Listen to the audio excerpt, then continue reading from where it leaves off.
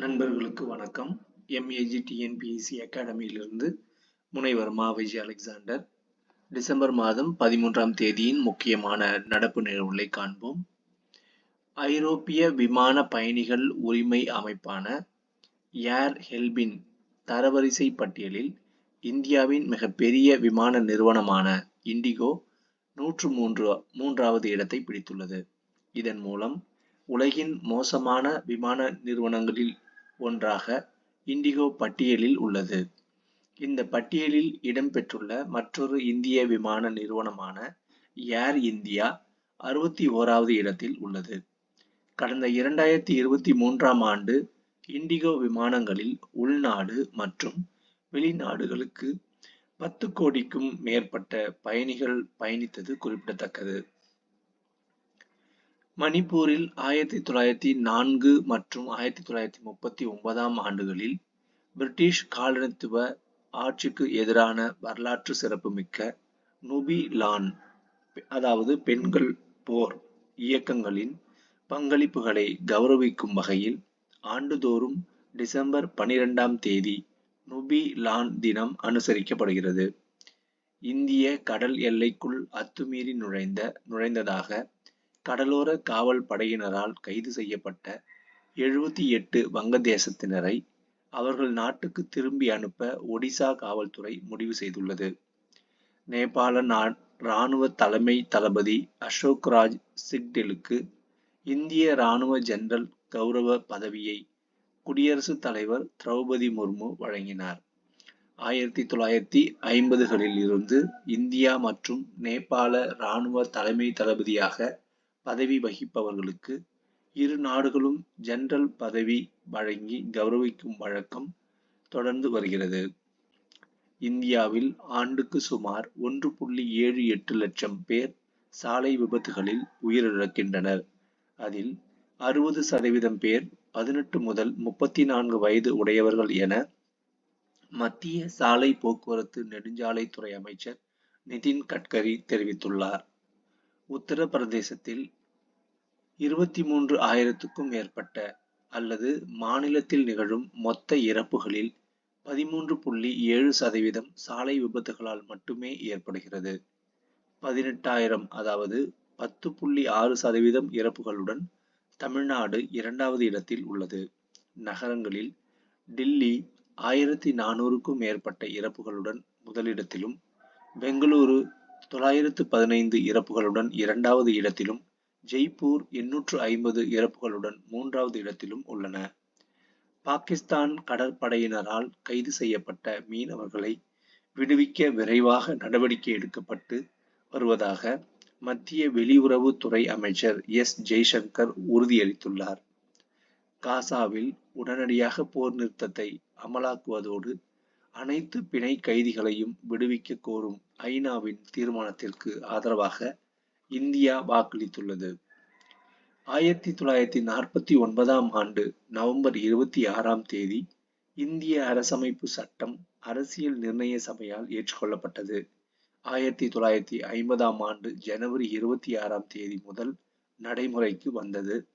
இந்நிலையில் கடந்த 2015ஆம் ஆண்டு முதல் நவம்பர் 26ஆம் தேதியை அரசமைப்பு சட்ட தினமாக மத்திய அரசு கடைபிடித்து வருவது குறிப்பிடத்தக்கது.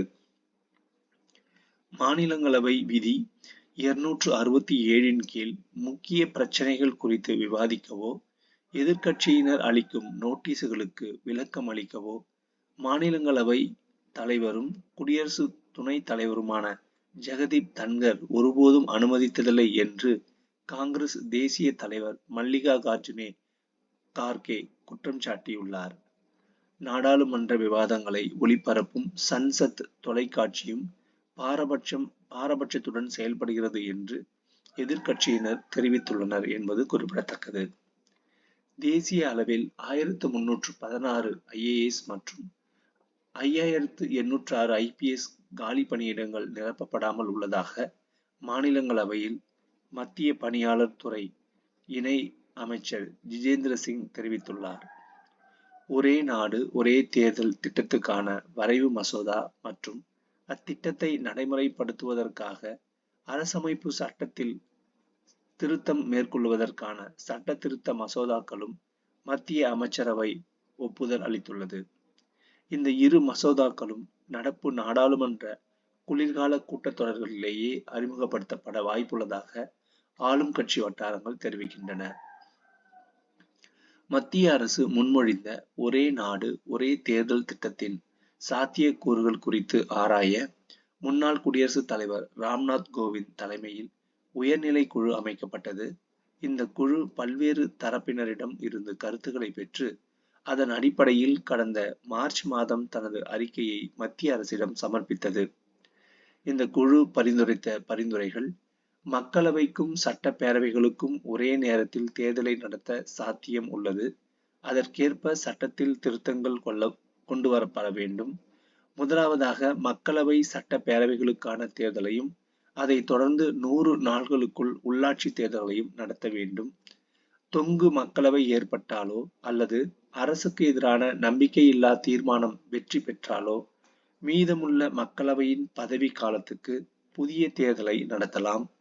முதல் முறையாக ஒரே நேரத்தில் தேர்தல் நடத்தும் போது மக்களவை தேர்தல் நடக்கும் காலம் வரை மற்ற பேரவைகளின் பதவி காலத்தை நீட்டிக்க வழிவகை செய்ய வேண்டும்.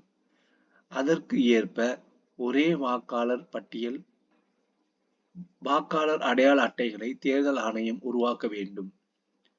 மசோதாக்களுக்கு ஒப்புதல். எதிர்க்கட்சிகளின் எதிர்ப்புகளை பொருட்படுத்தாத மத்திய அரசு உயர்நிலை குழு சமர்ப்பித்த அறிக்கையை கடந்த செப்டம்பர் 18ஆம் தேதி ஏற்றுக்கொண்டது. உயர்நிலை குழு பரிந்துரைகளுக்கு மத்திய அமைச்சரவை ஒப்புதல் அளித்தது. நாடாளுமன்ற குளிர்கால கூட்டத்தொடர் கடந்த நவம்பர் 25ஆம் தேதி முதல் தொடங்கி நடைபெற்று வரும் சூழலில் ஒரே நாடு ஒரே தேர்தல் திட்டத்துக்கான மசோதா மற்றும் திட்டத்தை நடைமுறைப்படுத்துவதற்காக அரசமைப்பு சட்டத்தில் திருத்தம் மேற்கொள்வதற்கான சட்ட திருத்த மசோதா ஆகியவற்றுக்கு பிரதமர் நரேந்திர மோடி தலைமையில் டெல்லியில் நடைபெற்ற அமைச்சரவை கூட்டத்தில் ஒப்புதல் அளிக்கப்பட்டது. மக்களவை மற்றும் மாநில சட்டப்பேரவைகளுக்கான தேர்தல்களுடன் நகராட்சி மற்றும் கிராம பஞ்சாயத்து தேர்தல்களையும் ஒரே நேரத்தில் நடத்துவதற்கு அரசமைப்பு சட்ட திருத்தத்தில் 324A என்ற புதிய பிரிவை சேர்க்க வேண்டும். அதற்கு 50% மாநிலங்களின் அதாவது மாநில சட்டப்பேரவைகளின் இசைவு அவசியம். அதே நேரம் மக்களவை மற்றும் மாநில சட்டப்பேரவை தேர்தல்களை ஒரே நேரத்தில் நடத்துவதற்கு 50% மாநில சட்டப்பேரவைகளின் இசைவு தேவையில்லை. எனவே தற்போதைக்கு மக்களவை மற்றும் மாநில சட்டப்பேரவைகளுக்கான தேர்தல்களை மட்டும் ஒரே நேரத்தில் நடத்துவதற்கான அரசமைப்பு சட்ட திருத்த மசோதாவை அறிமுகம் செய்ய முடிவு செய்து மத்திய அமைச்சரவை ஒப்புதல் அளித்துள்ளது.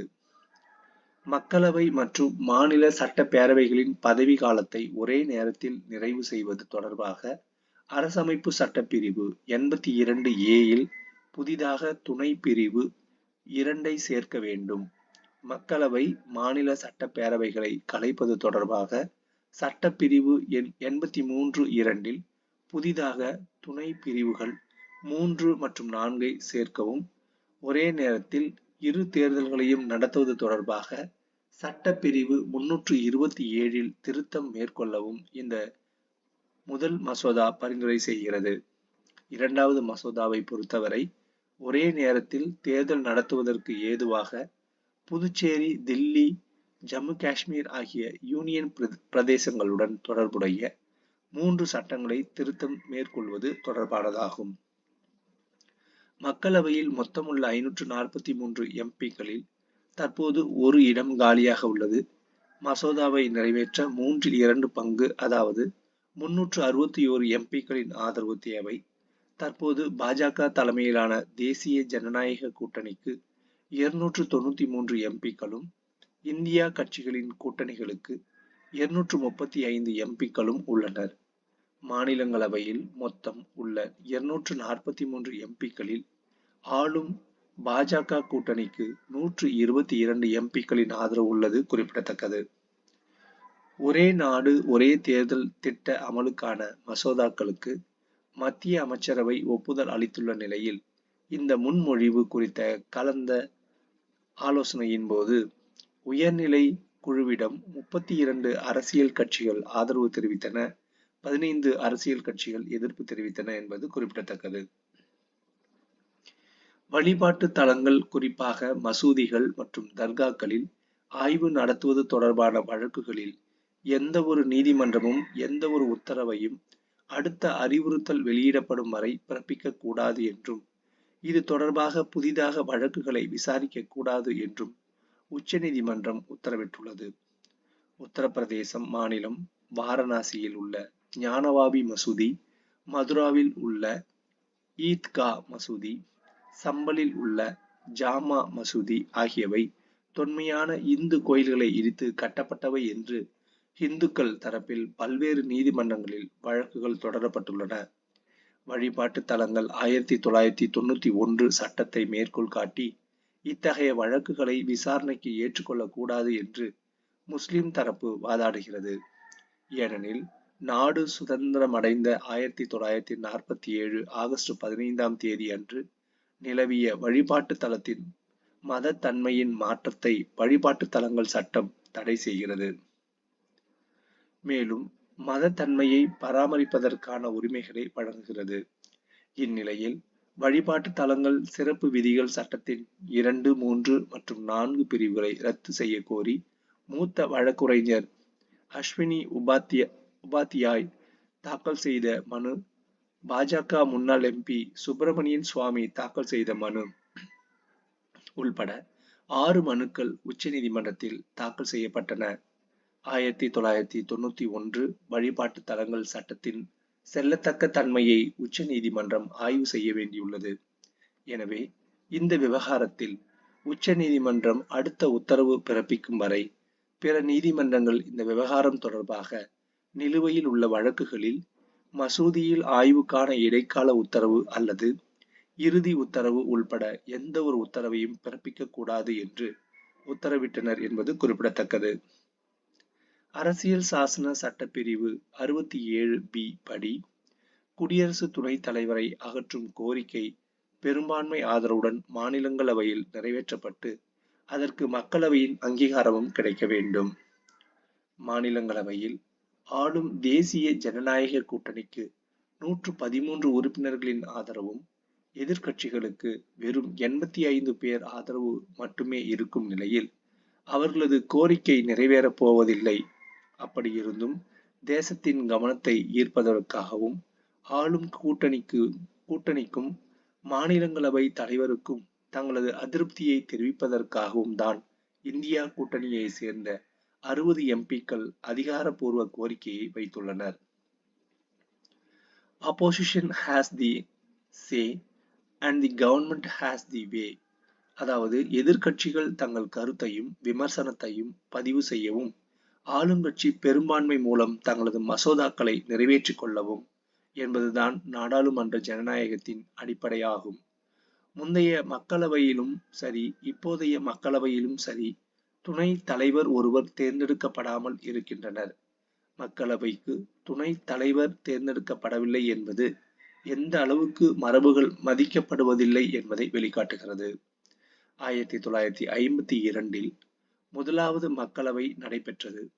முதலாவது மக்களவை 135 நாள்கள் செயல்பட்டது. 17வது மக்களவை செயல்பட்ட நாள்கள் வெறும் 55. 58% மசோதாக்கள் தாக்கல் செய்யப்பட்ட 2 வாரங்களில் நிறைவேறின. 35% மசோதாக்கள் மீது விவாதம் நடந்தது 1 மணி நேரத்துக்கும் குறைவாக ஆகும். இந்த நிலை மாநிலங்களவையில் 34% மட்டுமே ஆகும். 14வது மக்களவையில் 60%, 15வது மக்களவையில் 71% மசோதாக்கள் நாடாளுமன்ற குழுக்களின் பரிசீலனைக்கு அனுப்பப்பட்டன என்றால், அது 16வது அவையில் 28%, 17வது அவையில் 16% என்று குறைந்தன. முந்தைய பட்ஜெட் கூட்டத்தொடரில் எதிர்க்கட்சி எம்பிக்களின் கவன ஈர்ப்பு தீர்மானங்களில் ஒன்று கூட அனுமதிக்கப்படவில்லை. புதிய நாடாளுமன்ற கட்டிடம் ரூபாய் 862 கோடியில் எழுப்பப்பட்டு இருக்கிறது. பேரிடர் மேலாண்மை சட்ட திருத்த மசோதா மீது விவாதம் நடத்தப்பட்டு மக்களவையில் குரல் வாக்கெடுப்பு மூலம் நிறைவேற்றப்பட்டது. கச்சா சூரியகாந்தி, சோயாபீன்ஸ் எண்ணெய் ஆகியவை அதிக அளவில் இறக்குமதியானதால் கடந்த நவம்பரில் இந்தியாவின் ஒட்டுமொத்த சமையல் எண்ணெய் இறக்குமதி 38.5% அதிகரித்துள்ளது. இந்தியாவின் சமையல் எண்ணெய் தேவையில் 50%த்திற்கும் அதிகமாக இறக்குமதி மூலம் பூர்த்தி செய்யப்படுகிறது. இந்தோனேசியா, மலேசியா ஆகியவை இந்தியாவின் முக்கிய பாமாயில் விநியோக நாடுகளாகும். அர்ஜென்டினா, பிரேசில் ஆகிய நாடுகளில் இருந்து சோயா எண்ணெயும், ரஷ்யா, ருமேனியா, உக்ரைன், அர்ஜென்டினாவில் இருந்து சூரியகாந்தி எண்ணெயும் இந்தியா அதிக அளவில் இறக்குமதி செய்கிறது. முதல் முறையாக உள்கட்டமைப்பு கடன் பத்திரங்களை வெளியிட்டு ரூபாய் 3000 கோடி மூலதனம் திரட்ட பொதுத்துறையை சேர்ந்த பஞ்சாப் சிந்து வங்கி திட்டமிட்டுள்ளது. சீனாவிடம் இருந்து முதலீட்டை பெற இந்தியா தயங்கக்கூடாது என்று 16வது நிதிக்குழு தலைவர் அரவிந்த் பனகரியா தெரிவித்துள்ளார். மேலும் அவர் தெரிவித்ததாவது: பல நாடுகளுடன் தடையற்ற வர்த்தக ஒப்பந்தங்களை இந்தியா மேற்கொள்ளும் நாடாக இருக்கும்போது, சீனாவிடம் இருந்து அதிக முதலீட்டை பெறுவதன் மூலம் உலகின் மேலும் பல நாடுகளுக்கு பொருட்களை ஏற்றுமதி செய்யும் நாடாகவும் இந்தியா வளர்வதோடு மட்டுமல்லாமல் நாட்டின் வர்த்தகம் சிறப்பாக இருக்கும் என்று தெரிவித்தார். பிரிட்டன், ஐரோப்பிய யூனியன், பெரு, ஓமன் ஆகிய நாடுகளுடன் இந்தியா இப்போது தடையற்ற வர்த்தக ஒப்பந்த பேச்சுவார்த்தையை நடத்தி வருவது குறிப்பிடத்தக்கது. 9ஆம் வகுப்பு மாணவர்கள் கல்வி உதவித்தொகை பெறுவதற்கான ஊரக திறனாய்வு தேர்வு தமிழகம் முழுவதும் நடைபெறுகிறது. தமிழகத்தில் கிராமப்புற மாணவர்களை ஊக்குவிப்பதற்காக ஊரக திறனாய்வு தேர்வு திட்டத்தின் கீழ் கல்வி உதவித்தொகை வழங்கப்பட்டு வருகிறது. அதன்படி பள்ளிகளில் 9ஆம் வகுப்பு பயிலும் மாணவர்கள் இந்த திறனாய்வு தேர்வு எழுத தகுதி பெற்றவர்களாவர். இந்த திட்டத்தின் கீழ் ஒவ்வொரு மாவட்டத்திலும் தலா 50 மாணவர்கள் தேர்வு செய்யப்பட்டு ஆண்டுக்கு ரூபாய் 1000 வீதம் 4 ஆண்டுகள் வழங்கப்படும். தமிழகத்தில் உள்ள 11 அரசு பொறியியல் கல்லூரிகளில் உயர் கல்வித்துறை மூலம் நவீன ஆய்வகங்களை அமைக்க ரூபாய் 12.38 கோடி ஒதுக்கி தமிழக அரசு அரசாணை வெளியிட்டுள்ளது என உயர்கல்வித்துறை அமைச்சர் கோவி செழியன் தெரிவித்துள்ளார். சமூக சீர்திருத்தவாதிகளான barrister George Joseph, K P. Kesava Menon ஆகியோரின் கோரிக்கையை ஏற்று கடந்த 1924இல் வைக்கம் போராட்டத்தில் பெரியார் பங்கேற்றார். திருவிதாங்கூர் ஆட்சியாளர்களின் உத்தரவின்படி அவர் கைது செய்யப்பட்டு சிறையில் அடைக்கப்பட்டார். இதைத் தொடர்ந்து பெரியாரின் மனைவி நாகம்மை வைக்கம் வந்து பெண்கள் மத்தியில் போராட்ட பிரச்சாரத்தை முன்னெடுத்தார். உலக செஸ் சாம்பியன்ஷிப் போட்டியில் இந்தியாவின் டி குகேஷ் நடப்பு சாம்பியனான சீனாவின் டிங் லிரேனை வீழ்த்தி சாம்பியன் பட்டம் வென்றார். 18வது உலக செஸ் சாம்பியன்ஷிப்பில் 18 வயது குகேஷ் வாகை சூடியது சுவாரஸ்யமாக அமைந்தது. உலக செஸ் சாம்பியன் பட்டம் வென்ற 2வது இந்தியர் குகேஷ் ஆவார். இதற்கு முன் இந்திய நட்சத்திரமும் தமிழருமான விஸ்வநாதன் ஆனந்த் 5 முறை உலக சாம்பியன் பட்டம் வென்றது குறிப்பிடத்தக்கது. அமெரிக்க வரலாற்றில் இதுவரை இல்லாத வகையில் ஒரே நாளில் குற்றச்சாட்டு உறுதி செய்யப்பட்ட சுமார் 1500 பேருக்கு தனது சிறப்பு அதிகாரத்தை பயன்படுத்தி அந்த நாட்டு அதிபர் ஜோ பைடன் பொது மன்னிப்பு வழங்கினார். வங்கதேச விடுதலை போராட்டத்தின் போது வழங்கப்பட்ட ஜெய் பங்களா, அதாவது வங்கத்துக்கு வெற்றி என்ற வாசகம் இனி நாட்டின் தேசிய கோஷம் இல்லை என்று அந்த நாட்டின் இடைக்கால அரசு அறிவித்துள்ளது. நன்றி.